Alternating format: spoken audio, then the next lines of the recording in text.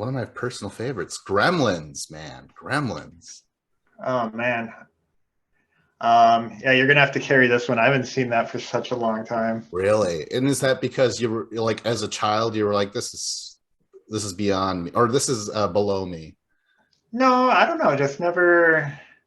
I guess never came across it at the age where I should have, and then just never bothered to like go back to it much. I guess I don't know. Yeah, yeah. I mean, what do There's you want? some They're gremlins. Don't feed them after midnight. Don't get them wet. third Uh, one. You want to survive? What can't you do? Look them in the eye. I That's apes. Killer apes. don't know. Oh, they can't. Don't let him in the sunlight. It'll kill him. Oh, Yeah, yeah. It's very sad. In fact, that's the ending of the movie where like it's up to the last gremlin, Stripe. He's got this white mohawk because it was the 80s, you know, and they were like, mhm. that's how we distinguish him as like the leader of the gremlins and stuff.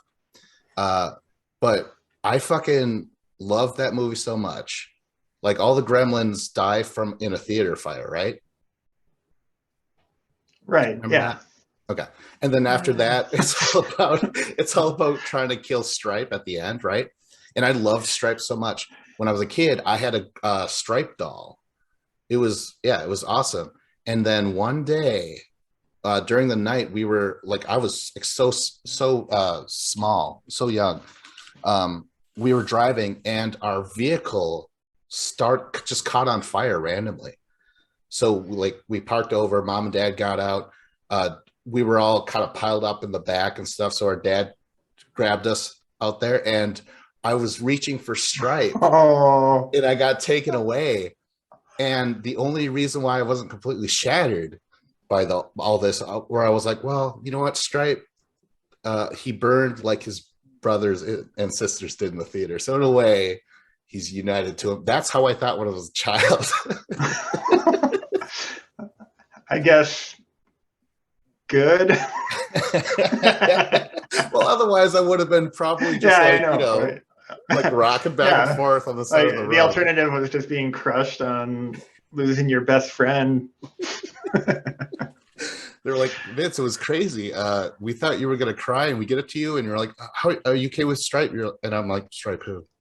I'm all cold and shit. I'm dead. I'm fine with it. Glad it It's happened. narratively appropriate. Yeah, yeah. It's all in the audio commentary, and I walk away like, "What? What am I talking about?" But yeah, I don't know. That movie's awesome. I recommend it. It's fucking.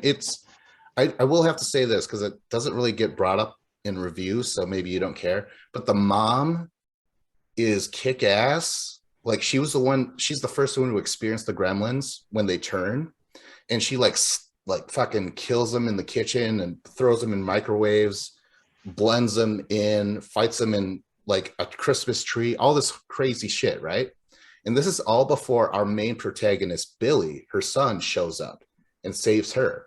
Until then, it was the mom who was the badass. As soon as Billy shows up, she just gets driven away to safety, and then it's all about Billy and Gizmo trying to stop the gremlins. But it's fucking crazy. Like I don't feel like the mom is given enough props in history. Yeah, that certainly was not something I hear about when people talk about Gremlins. Was how badass the mom was. Yeah, yeah, exactly.